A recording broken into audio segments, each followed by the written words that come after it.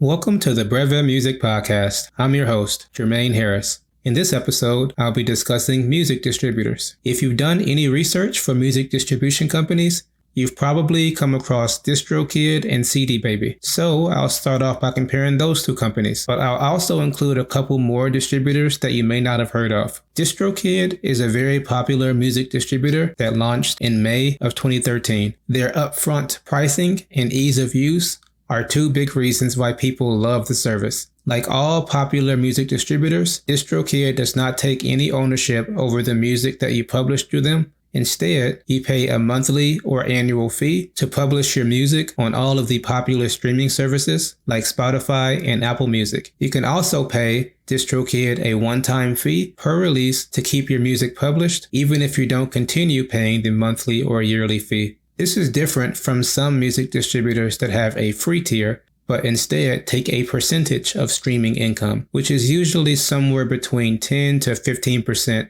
of the income. With DistroKid, you will receive 100% of the income generated from each release. I'm specifically referring to the recording royalties, the song recording royalties. This is different from the composition royalties, which is going to be collected by a music publishing administrator like Songtrust. So DistroKid isn't taking a chunk out of the sound recording copyright income. However, you will still have to get registered with a company like Songtrust to be able to collect the other income that's generated whenever a song is streamed on Spotify. Now, I know that was kind of a lot of information, so I'm going to talk a bit more about different types of royalties in a different podcast episode. But for the context of this particular podcast, whenever I'm talking about income, again, I'm only talking about the income generated from the sound recording, not the compositional royalty. So with that said, with DistroKid, you'll be receiving 100% of the song recording income that's generated from the release. CD Baby is another music distributor that's been around for a while. Their pricing model is a bit different than the one for DistroKid. With CD Baby, there is a one-time cost for each release, but they also take a 9% cut of the revenue as long as the release is published using their service. So, CD Baby may be a good fit for you if you're strapped for cash right now and are just looking to get your music out ASAP to start earning money from it. I think CD Baby would be a stronger choice if they had a one-time payment option that is similar to DistroKid. It's also nice that both platforms include ISRCs and UPC barcodes at no additional cost. Essentially, the ISRC and UPC are serial numbers for the individual audio file as well as for the overall release. Some distributors require you to purchase those separately or charge an extra fee for them to provide you with one.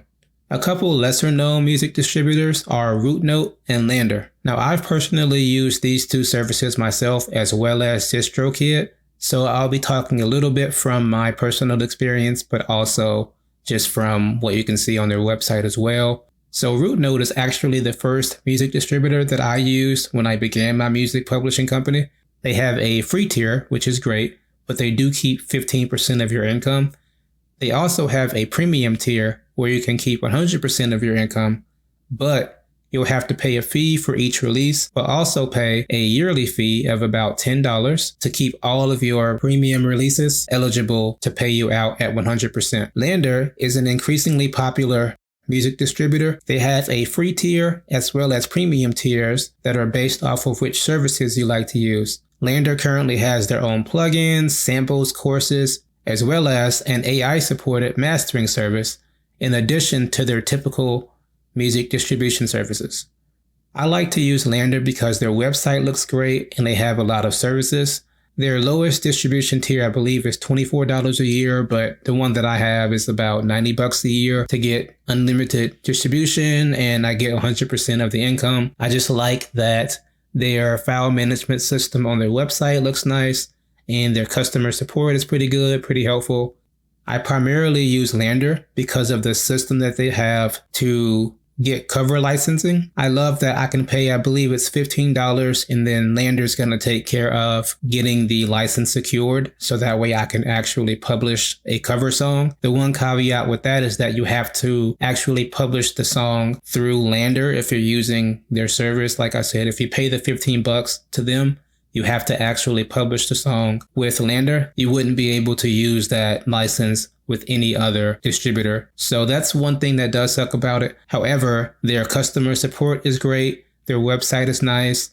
And I like that you're able to upload your music and organize them into folders. So that way you can track whether or not a release has been published or not, or if it's still in progress. So that's just a few ways that I use Lander. And if I had to pick one of the 4 that I've discussed in this podcast, I would probably recommend using Lander ASAP because of those features that I mentioned. Let me know if you have any experience using any of those 4 distributors or if you prefer a different one.